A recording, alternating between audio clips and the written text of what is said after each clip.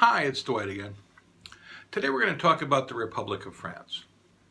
France is a good place to move on to after leaving our discussion of the UK, because that's probably where the Industrial Revolution took root directly thereafter. Many of the innovations that we look at today, came via France to the rest of the world. But if we're looking at it today, in many ways, France is more similar to Japan than it is to the UK. For many decades, the French economy has been heavily state-controlled and state-regulated. And successive French governments have favored Keynesian demand policies and ambitious public works programs. Just think of the founding of Airbus. It started as largely an industrial program to keep Europe competitive with the United States. France has a healthy disrespect for Anglo-Saxon ways and for globalization in general. In fact, they refer rather sneeringly to the Anglo-Saxon model of capitalism. But, that's probably where the similarities with Japan ends. French workers have a tradition, almost a willful disregard of management. They don't like management fiat. French workers are willing to go out on strike at the drop of a beret, shall we say. And has much greater appetite for socialist politics than the rest of the OECD. As you know, the current government of France is socialist. So what this gives us is a real insight into this globalization versus natural divergence debate.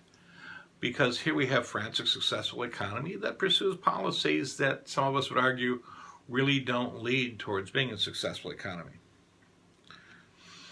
But, this has gone through waves as it has in the rest of the world. France was comparatively less technologically developed in the 18th century. It remained overwhelmingly an agrarian society as late as 1911. Almost to the point of World War I. France's leading exports, were wine, cheese, and food.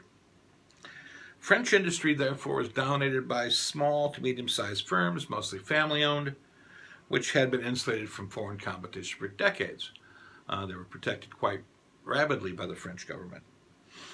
France's population today at about 62 million remains relatively small for its geographic size and is relatively unurbanized. About 74% or 77%, of the population of France lives in urban areas.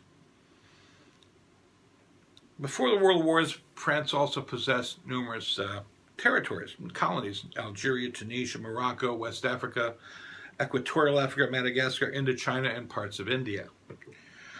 Politically, France is seen to be very, very proud of its founding principles, its revolutionary history. The French Revolution was in 1789, coming shortly thereafter the U.S. Revolution, and has as its core values liberty, equality, and fraternity. So, because of this interesting orientation, the state is a very central aspect of social and economic life in France. Speaking as an American, the American Revolution was in part a revolution against big government. So, we find it interesting that other countries, actually rapidly, or not rapidly, but absorb that model. They support that model of government intervention in all aspects of life. Those early industrialists seemed really unable to emulate, the success of the mass production facilities that they saw in the UK, the US, and later, in Japan and Germany. But eventually, they developed them quite successfully. There were lots of French exports. But the wars came. If you look at the Second World War, around 810,000 French people were killed during World War II, and it devastated their economy. So, but although the rebuilding after not one but two world wars was a major factor in explaining the powerful role of the government in French industrial life, it's not the entire story, because it's been used in France for many years, before, during, and after the wars. But the state-led approach has had success. They called it, the 30 glorious years. But it has stimulated huge changes in French life. So their adoption of large-scale capitalism, was stimulated by active state planning policies. In fact, the French had their first 5-year plan, which focused on heavy industries, much like the Soviet, Chinese, and Indian experiences. And in keeping with managing economic norms, the French financial system was bank-based, with bank loans often making up nearly half of the total stock of corporate finance. So you'll see large banks taking a very large position in major French corporations and sitting on the boards, and that patient capital protects them somewhat from the vagaries of the share market, but it also insulates them from the discipline of the marketplace. The French system is called dirigisme, and I pronounced that badly, I know. But the Planning Commission was immediately after World War II, 1946 is when it started.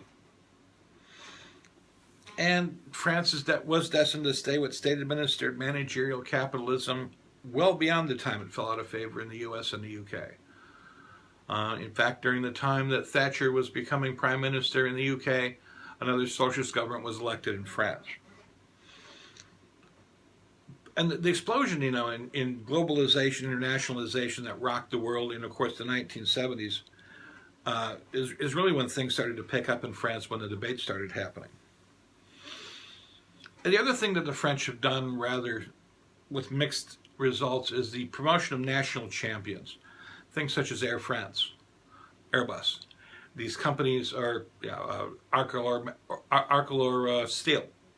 What these were was an attempt to compete on the global marketplace, but still retaining French ownership, French control, and more importantly, French culture. Managers, or as they're called in, or managerial groups as they're called in France, the cadres, would almost exclusively be drawn from the Grand Écoles. The university system in France is a bit unique in that the central schools of administration, these Grand Écoles, are where most of the leaders of French industry and government come from. So they attend the same schools. I mean, it's similar to the Harvard-Oxford kind of thing, but it's much more focused on a technocratic background. So the socialist government in the 80s went ahead with further nationalization, taking all of France's major banks under government ownership in 1982. But the concept of state champions is pretty much ridiculed nowadays by liberals. The state, so conventional wisdom says, is very poor at picking winners. They're much better at picking losers or picking the politically favorable. But in times of crisis, there are arguments made about champions being too big to fail. So it provides some stability to have these national champions, but it comes at the cost of being controlling, micromanaging, and frankly undemocratic. At the end of the 30 glorious years, many French citizens were asking very stern questions about what the growth really meant, which brought about the uprisings in May of 1968. The uprisings in Paris were a shock to the French system. They never expected this would happen there, of all places, fraternity, equality, liberty. These things were thought to put them beyond, this kind of a demonstration. But it showed that there was a growing appreciation and resentment of the stultifying and unfair nature of the entrenched system, of these elites at the top of the pyramid and everybody else underneath. The left did achieve parts of its radical agenda, but much of it was quickly withdrawn or not implemented at all, largely because some of this stuff just can't work. It doesn't mean that people will stop asking for it, but honestly, it literally can't work. In the 1980s, when the government switched again, they adopted all kinds of what you would call very left-leaning economic policies, only to have to withdraw them nearly immediately when the franc fell, inflation went through the roof, and unemployment was sky high. But Lionel Jospin summed up his vision of socialism as yes to the market economy, but no to market society. So, French right-wingers, you'll excuse my laughter on that, French right-wingers regard the overbearing state and French citizens' apparently casual approach to work as part of the problem. But like the UK, French industry has suffered more than in other nations, including France and Germany, because of this overall area of industrial decline. Their model doesn't seem quite suited, perhaps, to modern times. Generally speaking, French workers did quite well out of the post-war period with successive reductions in pay, in working hours and increasing pay. But, the 35-hour work week is facing real challenges from, the rest of the world economy. By about 1986, unemployment went back to about 10%. Youth unemployment was particularly severe, 20% of men under 25, 25% of women under 25 were unemployed at the end of the 1990s. That gives you the beginnings of a permanent underclass, and it could be a problem. There was a book written by Boltanski and Shapello, The New Spirit of Capitalism in 2005, that your author goes on about for a time.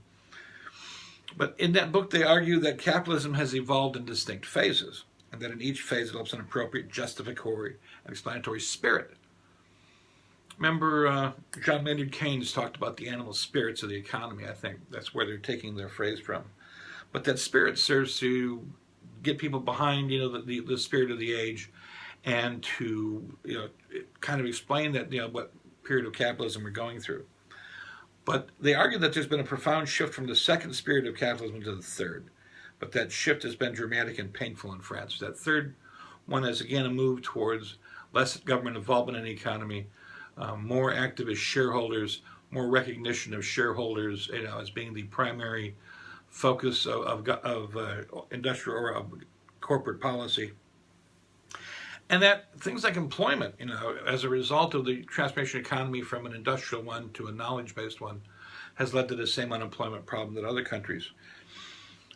French employers often skirt around very employer-friendly laws by using temporary and contract labor.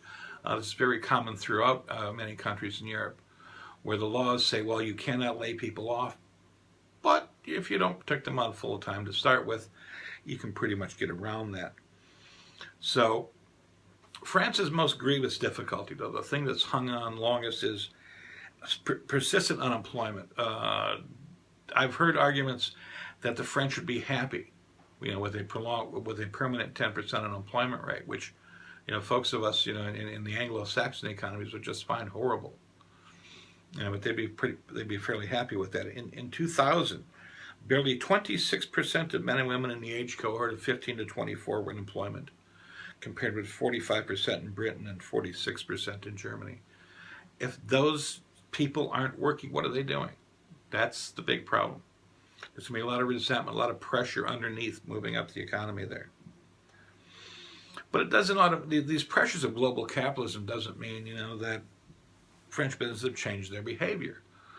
I mean, if you read back and look at the takeover of Arcelor steel by Lakshmi Mittal, it was still, no, you can't buy that, it's French. And he said, but their shares on the market, sorry. And Mittal just went in and bought it all lock, stock, and barrel and took it over. And people just had to kind of suck it up and get used to the idea of an Indian company owning or being the largest steel producer in the world.